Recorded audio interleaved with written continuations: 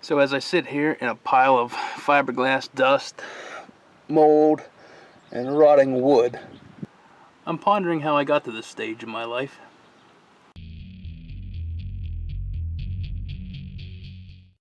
What was a small project has now turned into a multi-day adventure, where the further we try to repair, the further we get into despair. Because whether it's rot or rust, it's always worse than it first appears. And this camper trailer has no shortage of rust or rot. However, being cheap and stubborn, we are not giving up yet.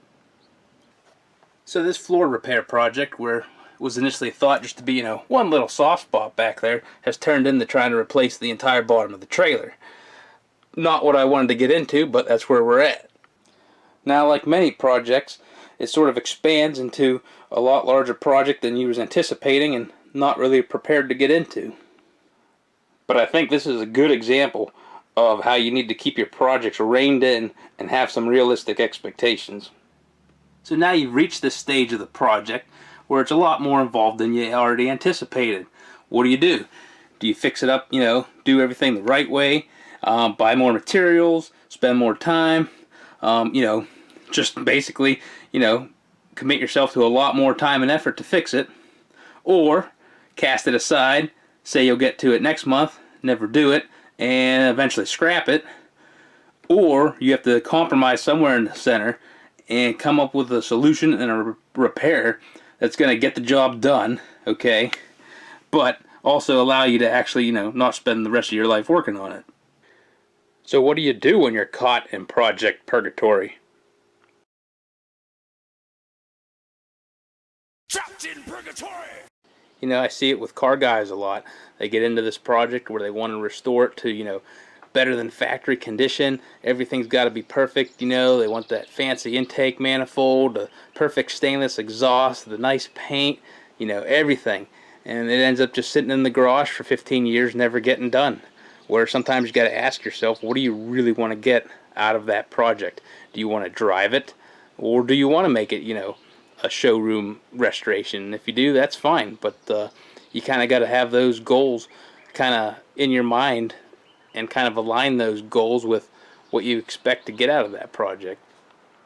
Because all too often, people just want to drive something and they want to have fun and enjoy it, but they get caught up in the whole, perfect restoration, or the might as well syndrome, the spiraling effect of just one thing leads to the next, and before you know it, you're fixing everything on it.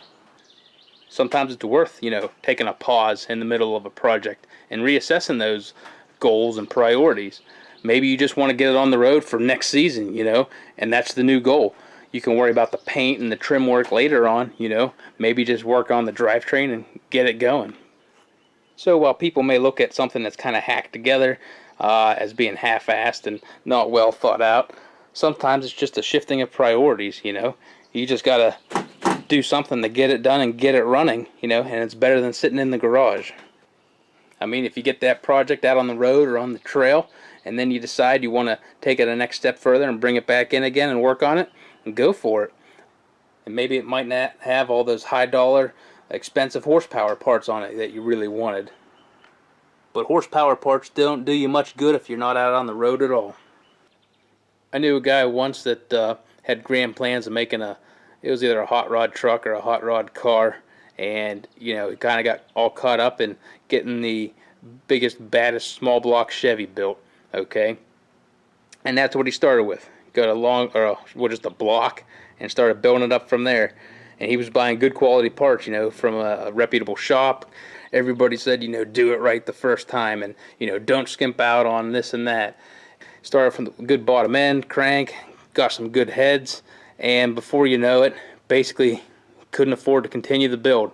He had the basis of a great motor, and ran out of money, ran out of time, and ended up having to try and sell that motor for a great loss, because that was it. That was the end of the project. Never got the car or truck, and had a really expensive motor that was all decked and machined and properly done with no home to go to. So don't always let perfection get in the way of completion. Sometimes you have to go with one of those roadkill style lists, where you write down everything that's keeping you from moving, not everything that you would like to do on the project. Because you always get sidetracked, by the more fun or easy to do projects that really aren't keeping you from getting the thing running, but you just end up spending time, polishing the hood, or, coming up with some new fancy gauge or something, when really you need to be worrying about the drive shaft that ain't right. And I've also found that a lot of times the unknown solutions or questions you have about on a project, those are some of the things that really hold you up. For example, on a sled, you've got suspension mounting bolts. Now, depending on what suspension you have, those need to be an exact certain distance apart in relation to the tunnel for the suspension to work right. So when you swap in something different, you have to have those measurements to have everything work right. Well, that can be a chore trying to find information like that. So, you got to spend the time to go on the computer, look it up, sort through all this info, try and find what you need, verify what you need, come back out, mark it, measure it, test it. While all that stuff may not take a whole lot of time in and of itself, it's the process that ends up hanging you up. So you spend all this time putting it off or doing a little bit at a time, trying to find information like that. Meanwhile, sometimes the more immediate solution is just start going at it. Throw the suspension in there, take a guess at it. You don't want to just start punching holes in things, but, do some testing on your own. See if you're even in the ballpark. Maybe you find out that you have completely wrong measurements, or the suspension ain't going to work, or maybe it would work fine, but just start doing something to make some headway. And, as long as you're working on it, you're making progress. When you're thinking about working on something, nothing's getting done. And that's always a bad stalemate to be in, when you keep thinking about, I need to figure this out, but you never do on a project.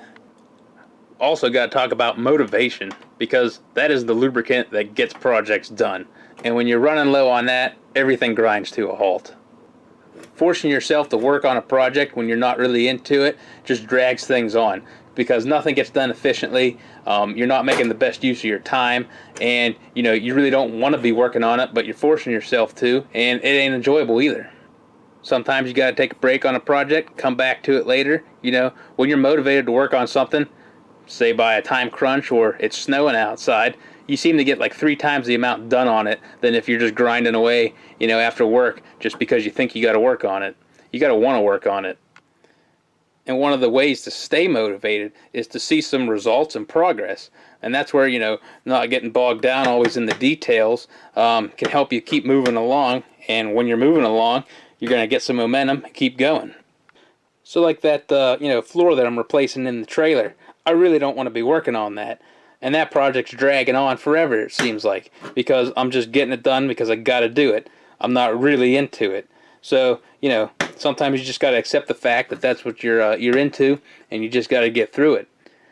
But you don't always want your hobby fun projects to turn into a slog like that, Those are the things that you want to have fun working on. And when you're getting burned out on one specific project, it sometimes helps to jump into something else. The one thing I always say is, if you don't have too many projects, you don't have enough.